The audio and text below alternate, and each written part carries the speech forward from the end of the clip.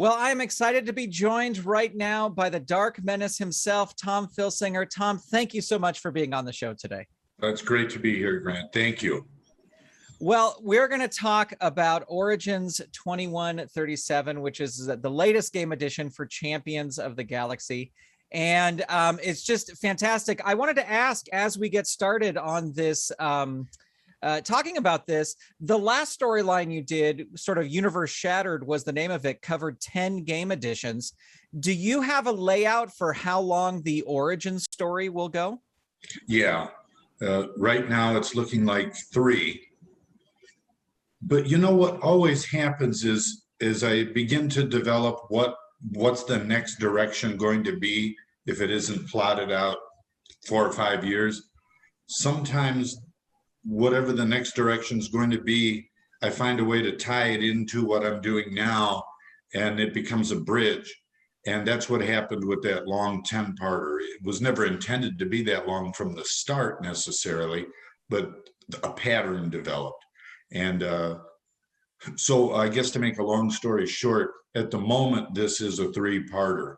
And in fact, the biggest Origin shocker will come in the next set. Oh, hasn't even happened yet. Yeah. Has there, and I'm not asking for spoilers, but has there been any hints of that to come that you've laid groundwork already? You don't have to say what they are, but have you laid in that groundwork already? Yes. Yeah. Okay, great. Well, very exciting news. Well, let's talk about the cards that are in this set, and we'll start with some folks who got upgrades, and we're going to start with Scorn, who got a new look and sort of partnering up with Shane. What was the sort of antithesis of changing? I don't know if that's the right word, but the initial spark in changing Scorn up a little bit. Well, when the decision was made to turn Shane loose as an independent, I didn't want him to be totally alone. I thought Scorn should follow with him, and it would give Scorn a chance to get an update and a new look, which we did get here. And I'm very happy with all the art, with all the coloring in this set. And this is another good example of that. But yeah, Shane going independent, not only maybe for other people playing, but for me in my own promotion, has been one of the biggest storylines to work with, especially since such an important person like him can now go against anybody since he's pretty much an independent. So it's opened up all kinds of storylines for me, and I hope for people who are playing. And it gives Scorn more opportunities too, to be part of that network with him. Yeah, and there's something to be said for just a team of 2, where it's you don't have a bunch of members who may get lost in the shuffle. You just have these 2. And you also, this set sort of has a focus on intergender tag team pairings as well. Is that something that you're doing in your Fed? I haven't done a lot of it yet, but I like the idea of it. I think somehow over the last few years, the women's division has sort of interlocked, and even more with the male one than in the past. I could be wrong. I actually have not analyzed that at all yet. A lot of these things just happen organically, but I'm liking those connections, and I think they're enhancing the team feuds, and they're certainly enhancing my women's division and my own Fed. As you might know, in my Fed I had what's called Ladies Night, and it was mainly the female wrestlers. I'll probably do that again because I'm liking more and more a lot of the way they are developing. I talk sometimes in a way like somebody else writes the game, and the fact of the matter is somebody else really does. I leave, I come back, and when I come back, I'm a fan again, and not really the creator anymore. Well, I did want to ask, because I think this set, more than any, this set has 5 women wrestler cards. Was when you were sat down to start this set, did you think about that? Like, okay, I'm going to have 5 women cards, or is that just the way the story organically worked out? Exactly, number 2. It's just the way it worked out. And it was a total of 5 this time. Is that right? 5? Yeah, I think so. Yeah. Well, that is a lot more than we usually do. Even 4 would be, quite a bit by our usual standards. And I think that I'm very satisfied with that. I think those characters promote storyline. For example, in bringing in, we haven't gotten to them yet, but when we bring in Storm and Bulldoze, you know, you have the first females brought in to be a female tag team. You know, that's never happened before. So to me, and especially to have them be gladiators, and I won't talk about them yet. We're not on them yet, but I'd like to think that the whole angle of all those females really worked out just fine. I think it did for me. Right. Maybe I was wrong on my count. Maybe there's 4 women, but still, it's a big number for because you got Bulldoze and Storm, Scorn, and then Hilah. So I was that sounds right. Yeah, that sounds about right. Yeah, I'm looking. Yeah. So moving on to another, just one of my favorite pieces of artwork in this set is a ZUMA. When I saw this artwork, I was like, this is incredible. I was so excited. You know, sometimes some of our stories just sort of fade. I guess you could say that in pro wrestling and anywhere. Some angles just sort of fade and some are revived. I thought it would be great to bring back a ZUMA after he'd been injured, and to bring him back as sort of a different type of character, which he is now. And the art was so important to be able to pull this off. The first times when I asked Daryl to give me a different a ZUMA, more slimmed down version, he was still working within the prototype of the not ninja.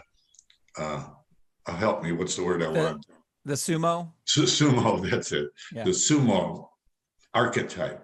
I didn't want that. I really thought this would be really cool to bring this guy back as a badass, big, almost Undertaker vibe. And I'm not talking about the horror or the evil, just the imposing part. I thought, what if he really did slim down and work out? And he would almost have to, because if he hurt his knee, all that weight would be very hard for him to carry forever and ever. And so, as you can see, he's been working for a few years, getting in shape, and the mask, I was like, I want all in on a new look for this guy. And we got it. And the coloring, you know, everything came together, background coloring.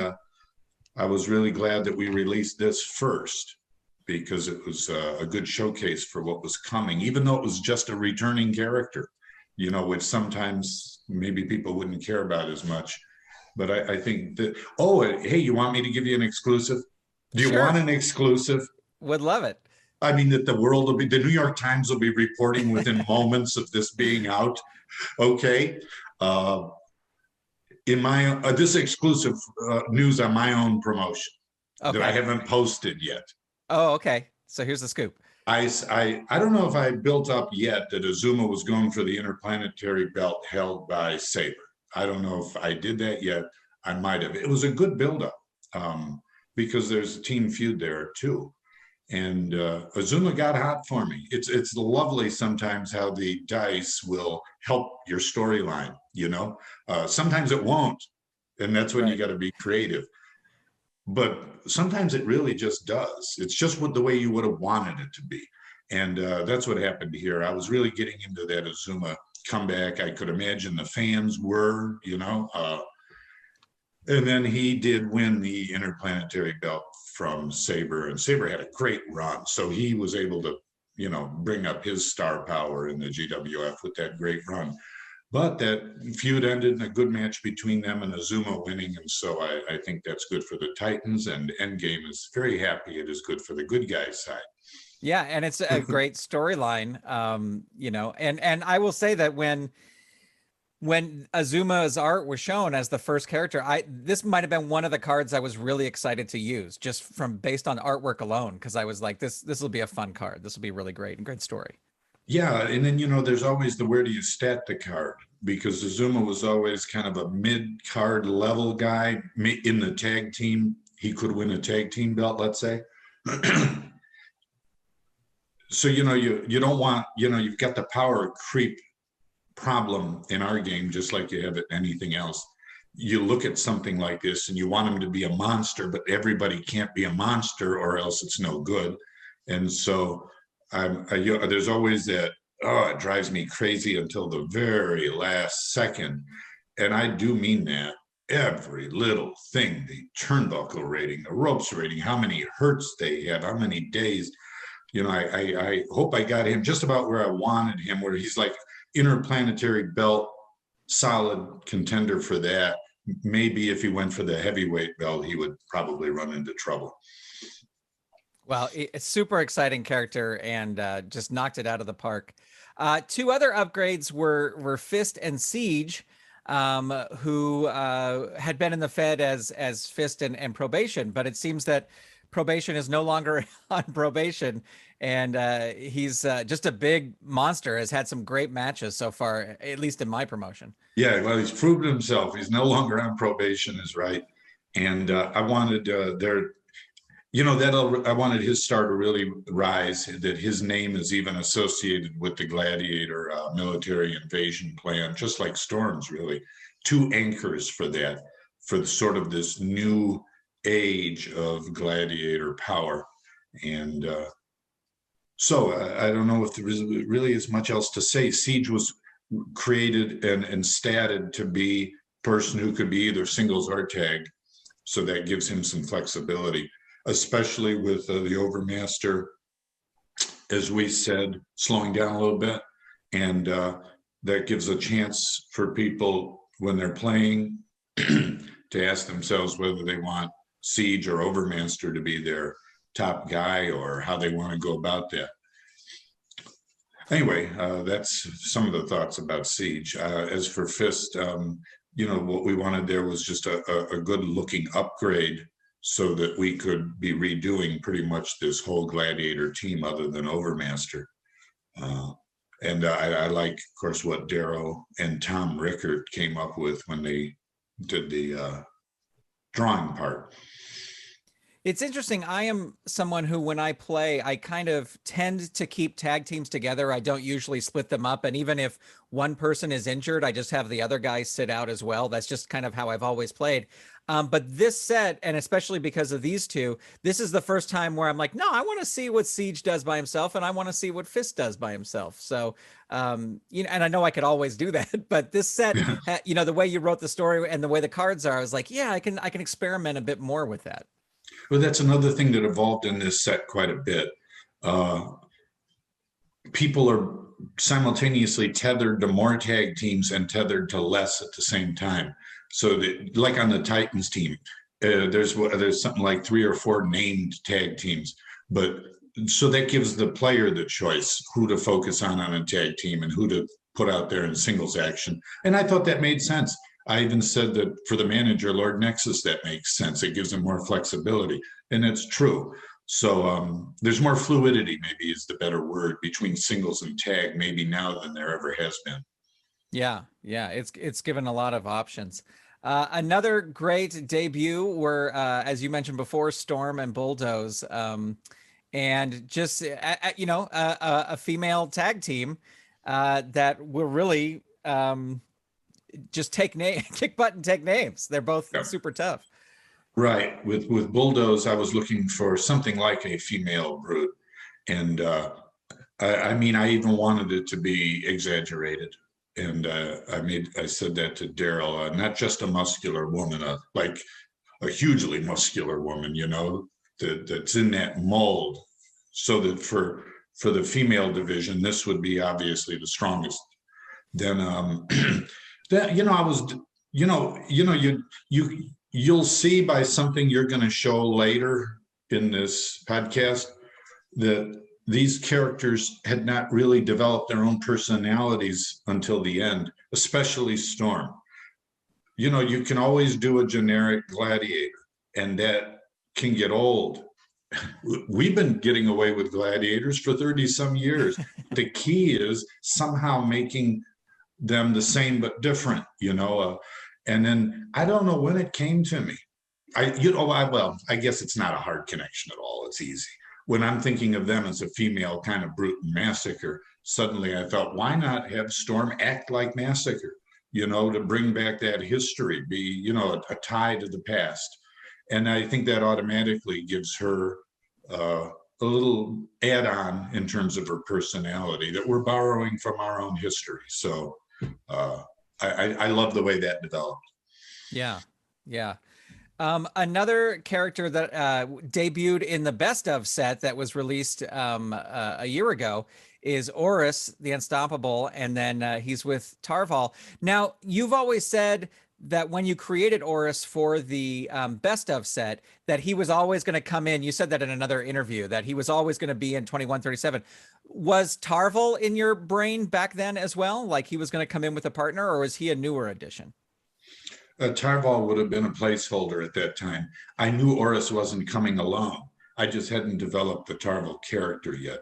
When it came time to create this set, that's when I always had in mind that Horus was going to come with somebody who was going to help him hunt down the basilisk.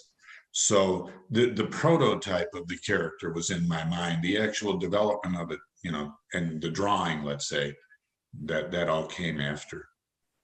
Yeah, well, I mean, I've been having fun with them, and another two guys you can use as a tag team or use separately, and I've been having fun doing both in my Fed. So, and Horus won my Tournament of Champions tournament, so I was very excited to see him come in because I can kind of continue that idea, you know, that he's already beaten Monolith before, but Monolith doesn't remember it, you know, that kind of thing.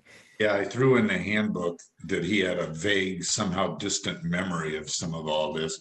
And you might have noticed that's, you know, with what I'm really proud of is this universe has remained thematically intact for all these years, and you know, very tight still, and yet at the same time branching out in a million directions. That's not an easy thing to do. Ask Marvel or DC. You know, that's a very hard thing to do. But I try to do it whenever possible because I think continuity is very important for story and believability. Yeah. So anyway, also with Tarval, the idea that he was more of a hardcore guy, that evolved. That was evolving right to the very end when I was thinking, you know what, a guy like this would be what wrestlers would call a hardcore wrestler. I need to actually run with that a bit more because we haven't, you know, there are some characters always been known for being a hardcore type, and I wanted him to be in that category. Yeah, if he's gonna, you got to be hardcore if you're gonna go towards the basilisk to try and catch it. Yeah, that's right. Well, that's his job. That's what he was paid to do. That's right. Well, another just fantastic piece of artwork that came out of this set is the brother-sister team of Tempest and Hilah. And I mean, these two pieces fit together is just, I think I tweeted to you at one point, I would love to see like a poster of this or something, because this artwork is just really fantastic. In Hilah, we have the first female Animan in an official set before. I know there's been some in like FTR and things like that.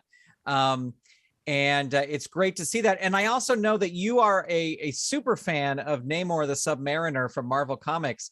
Is this sort of your answer to playing in that type of world, that sort of Atlantis type of world? Yeah, I guess that you could say that, right? Although this character is not a Namor-esque character, probably Shane is more, or somebody like that. But I always like the underwater, Aquaman for DC, and I think that's a cool sort of subgenre of comic books. And what I was going for here, once there's a whole new generation of people coming in, and I'm beginning to find that interesting as I'm playing. This is a new generation now, the Animen, and how do they get along with the old generation? And as you could see, the old generation isn't really interested. Maybe that's the way old generations have always been with newcomers entering the scene, but they have every right to be there too. They represent the Animen race, and the Animen people, whoever they are, decided, they'd like new blood in the GWF, and they would like perhaps to get back to being more of a stable team instead of a loner team that is developed around Wolf and and I call him the Monolith, but he's just Monolith. So anyway, so in creating these two, I loved the art. Also, I loved the colors that Tom Rickert put in there. Again, I wanted to come back with, and I knew that it would be controversial with some game fans. And I think you just still got to do what you got to do. I wanted the seahorse, the flying seahorse in there. You know, pro wrestling simply has a tremendous history of that. Would you? The British Bulldogs would bring this dog into the ring. Well, it had a name even, I think. Yeah, Matilda. Right. The Birdman brought bird. Jake the Snake brought a snake. In comic books, you've had the super dog Crypto.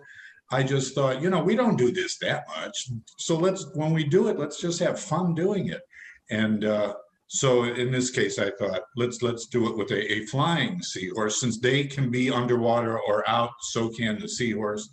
And okay, now that's just that. That's a whole different thing. Tempest has been pretty successful in my Fed. He didn't manage to win the IP belt yet, but he was able to, so far, really have his time with Burning Man, which is surprising me. It might just be a good streak for him. And Hilah is, I've been focusing with her in tag action. I don't know, how are they doing for you?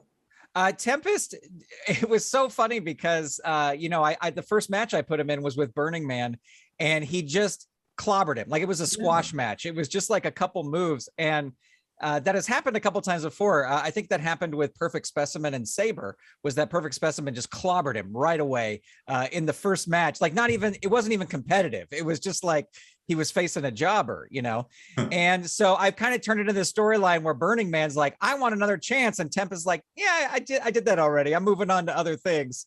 It's like, no, come on, you know? So, and Hilah's had, you know, kind of even wins and losses, but Tempest has been doing really great, had great matches with Totalis. And I'm trying to think who he's fighting right now, but just, you know, like, I think he may get up there to Interplanetary in my Fed. Interesting. You know, I just set him up I'll report this sometime today or tomorrow or whenever I get to it. I'm starting him off to see what happens now in a feud with Necros. Well, I shouldn't say it's a feud yet.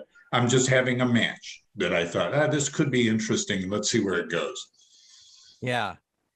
The other fun I've had, just as a side tangent with Necros and Burning Man, is, you know, you mentioned that there's all these tag teams now. There's all these great tag team possibilities, but martial law kind of only has Mean Streets. And in my Fed so far this year, Mean Streets has just been on a horrible losing streak. They cannot win a match no matter who they go up against. And so I just have Sly Drury now try to randomly pair people together, like to create teams. And so I had Burning Man and Necros as a team called like Boiling Blood or something like that. Just because I thought that would be funny. Good but one, yes. They didn't do very well in their in their debut match. But I just thought it'd be just this random kind of like pairing of trying to get. That's funny you say going. that, because in my Fed, you're right, martial law. I took Patch out into singles actions, which by the way has turned out to be a good side story, because it gives him a chance to kind of get the spotlight a bit again. He upset Monolith in my Fed, which is always going to shoot you right. You know, there was nothing ever intended there, but that lit a fire under the Patch character. And now it's a good one too, because by going after Shane, he's going after a former teammate. He's trying to prove he's not just a tag guy. It's working in my promotion to have him go for Shane. Yeah, I might have to do that as well, because right now Mean Streets is not, they're not faring well. As we're getting close to the end here, another character is the Aethrin Soldier, and this is a really fun card. It came in the bonus set, the great little envelope of bonus materials, and I see this card sort of as like a 2137 version of someone like the Guardsman or the Leveler, who accompanies can accompany the sort of a security force, type thing.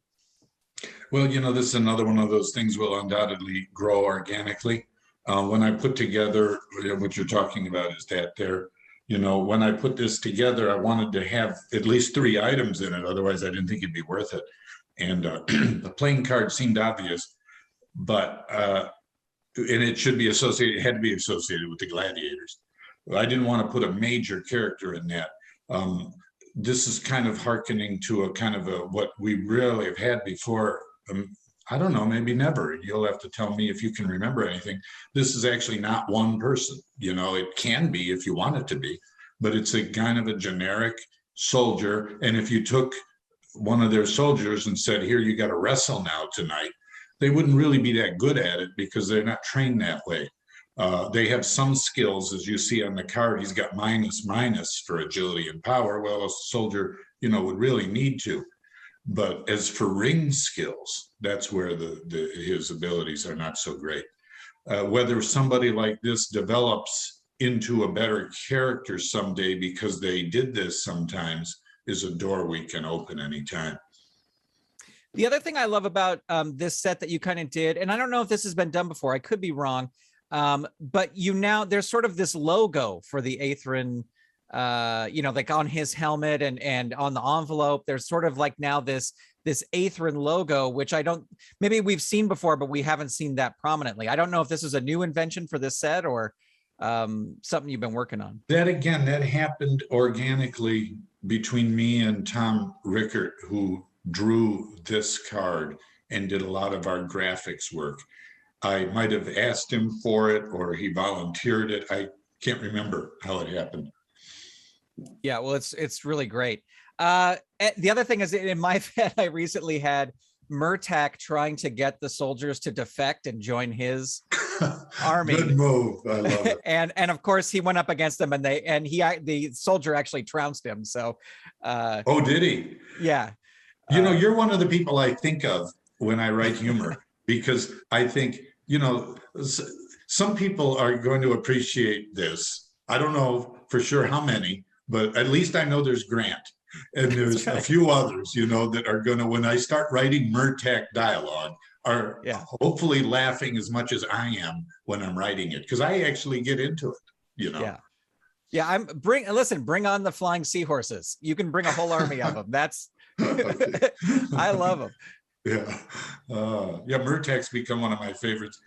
Tharkus, Sai, and Murtak have kind of almost become like the Marx Brothers or the Three Stooges promotion.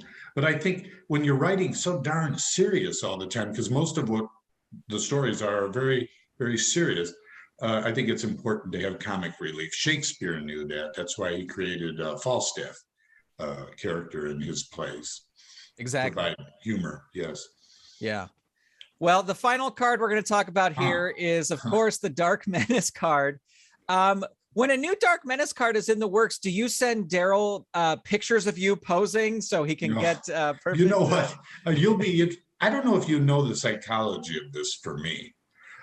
This card was created just to have a giveaway for the Dark Menace book long time ago.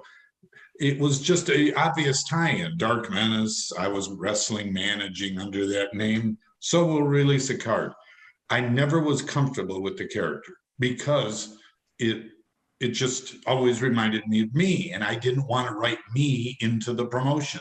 I felt like I would abuse it like Vince McMahon or Triple H did or like that.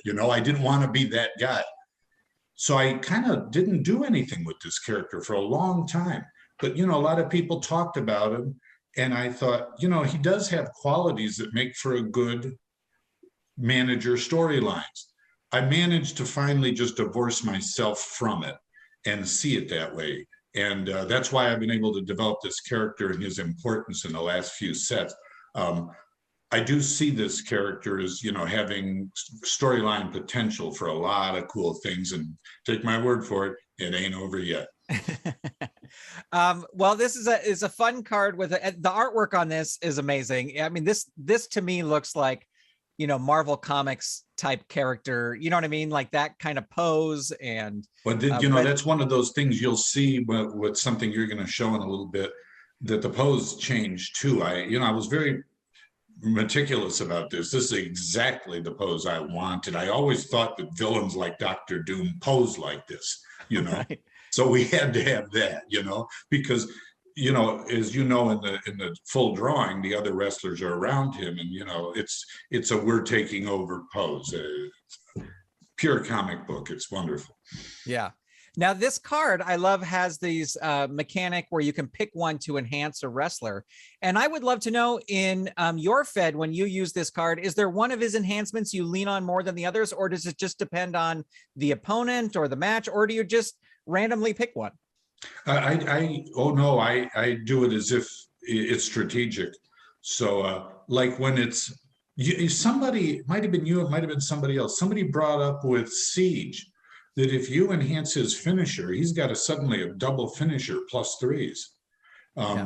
That's what I do with him, because that to me is the most powerful thing you could do with him.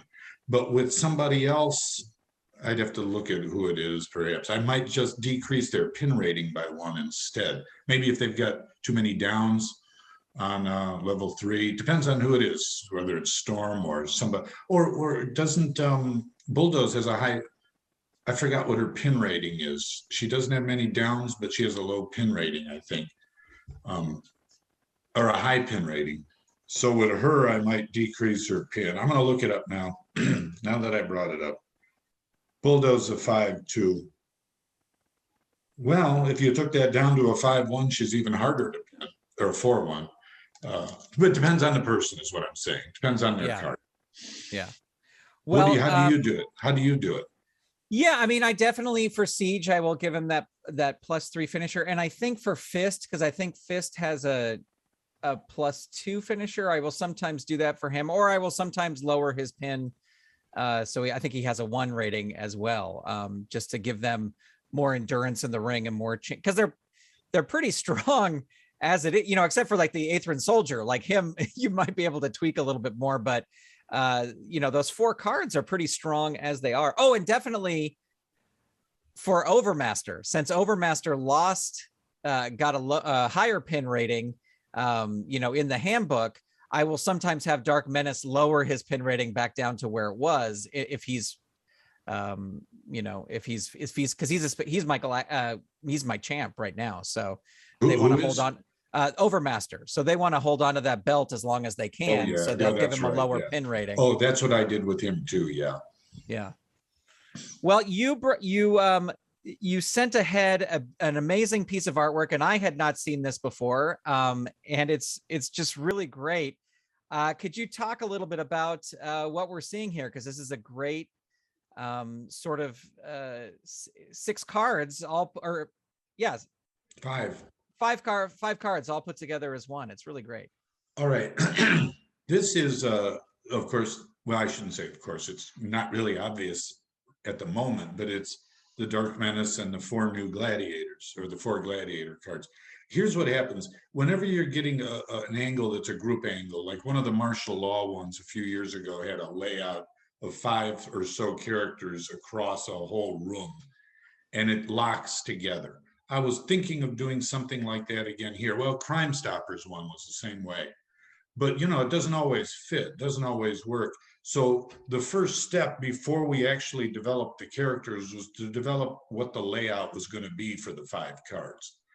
And in order to get all 5 of them on one drawing that could come together like a puzzle, you had what is unfortunately a terribly awkward angle like this. Where each character would be much smaller because we're trying to get their whole body on the card. It just wasn't going to work. So this approach was something that I decided to go a different route. Let's just look straight on at these characters. If the backgrounds don't come together like a puzzle, that's okay. What matters is that the backgrounds are similar and we can believe that they're coming from the same place. So as you see, also, this is the very earliest drawings. The characters of Bulldoze and Storm aren't even close yet to what they'll wind up being. You see, Bulldoze isn't hugely monstrous yet. Storm has, long hair like a female from Earth right now. And the other 2 characters are just stand-ins, obviously, for Fist and Siege. And for the Dark Menace also. So that's it. Yeah. I mean, this is really great. What would you say for this, as we're wrapping up here, out of the new cards, which character's art do you think evolved the most from beginning to end? Storm, well, Storm really had no beginning, really. That was generic until I came up with the massacre angle on that. Evolved the most. Boy, you know what? That turned out to be a good question, because the fact of the matter is a lot of these came together fast. That's always, I think, a good sign when you're in the ballpark right from the start. But here's another reason that happens, though. Daryl is getting to the point where he can read my mind, and he has a good feel now for the kind of character I'm talking about right off the bat. And so he comes in with something. The collusion, the creative dynamic between us is so established now that the art comes faster. When it doesn't come fast, that's always a bad sign, that we're stumbling around. In fact, usually if we start with a character and it's having that problem, I always say, let's stop with this character. Let's start with a different one and come back, because sometimes we just need to get away from it. And to be honest with you, I forget some of those things because they were early in the process. I do remember Azuma was being pictured too much like a sumo guy at first. That's natural, of course, because that's how the character started. Maybe that was the one that changed the most. I don't remember. Excellent. Well, Origins 2137 can be picked up at filsingergames.com. You can follow Tom on Twitter at Tom Filsinger. And Tom, thank you just so much for taking the time to be on the show today and talk about 2137. Thanks, Grant. I enjoyed doing that. It's nice to see you again. Hopefully there'll be another Galactic Cal someday. Yes. That I'll go to. I mean, I know you have them anyway, but I'm closer now. Yeah. Well, we'll invade Arizona. We'll okay. All right. Thank you so much, Tom. Appreciate it. Take care. Thanks.